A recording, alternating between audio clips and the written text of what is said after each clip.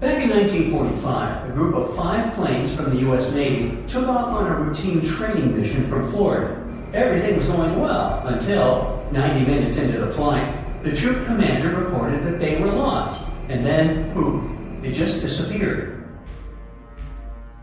One of the largest air and sea searches in history was conducted to find them, but to this day, no one has found any trace of Flight 19 or the 14 men on board. What still makes people scratch their heads about this event is that the weather conditions when they took off were actually great. A relatively warm day, fluffy white clouds drifting across the sky, and a breezy wind coming from the southwest. Pretty standard for training flights, really, nothing out of the ordinary. So, what happened? It turns out that despite the flight leader having over 2,000 flying hours, he was a bad pilot.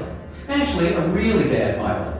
According to Krushelnyski, the commander was such a poor navigator that he had gotten lost at sea on at least 2 previous occasions before the Flight 19 incident.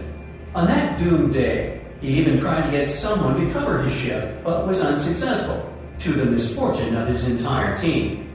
After their training flight exercise was completed successfully, both compasses on board stopped working.